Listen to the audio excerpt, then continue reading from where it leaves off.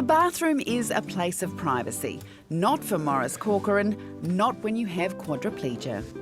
Having to ask constantly for assistance or help is something that takes its toll. Maurice needs help from his carer, Rick, every morning so he can prepare for work, go out and support his wife and family. All good, I reckon. As good as we're going to get, mate. Maurice has quietly fought that prejudice all his life, maintaining independence where he can. When we first started going out, I felt like everybody was looking at us because Maurice being in a wheelchair, and that was all. Now I don't take any notice of that. But you do, yeah. When I first said I was getting married, a lot of people said, "Do you really know what you're doing? You know, have you really thought about this?" And so there was immediate sort of prejudice, people thinking, why on earth would you marry somebody that's in a wheelchair?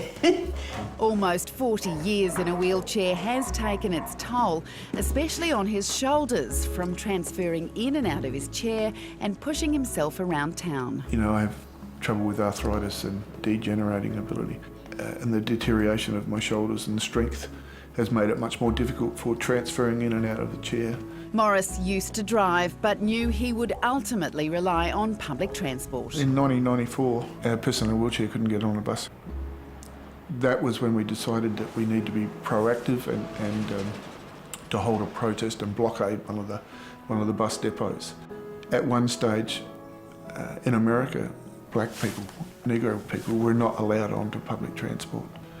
Now that changed, but we, people with disabilities, were still not able to get onto public transport. And given that the technology was now there to do it, and we're still being excluded, then it was discrimination on the basis of disability. So we gave the government an ultimatum to actually get on and do that, or we threatened to use the Disability Discrimination Act. In 1994, Maurice lodged one of the first complaints with the Human Rights Commission. He asked that in future, all buses be accessible. Till then, he had to use a specialised taxi service. He hated the undignified process of travelling in the back of a van. It's not about being extraordinary, it's about being able to go with my neighbours down to the local bus stop, be able to get onto the bus and travel to work and come home from work in the same way that other people do so. History tells us that if you keep people separate and keep them away from everyone else, it just really adds to the attitudinal issues, and diversity adds a richness to the community.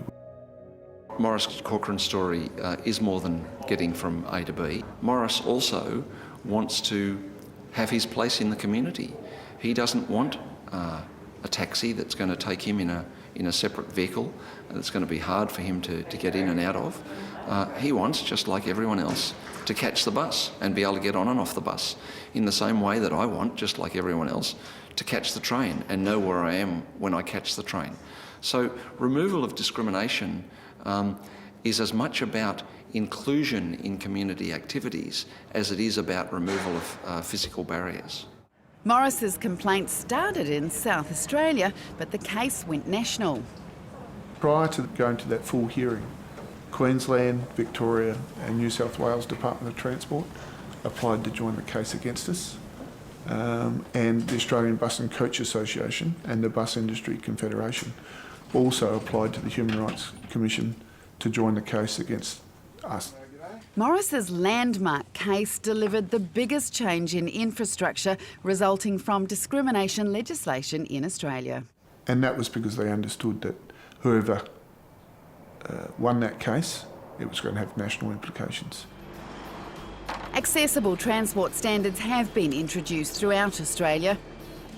By 2022, all public transport is expected to be accessible.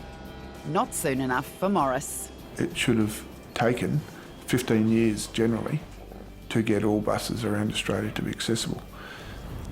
There's been a lot of progress, but we still have a significant proportion of the bus fleets that are still not fully accessible. They should have all been pretty well accessible now.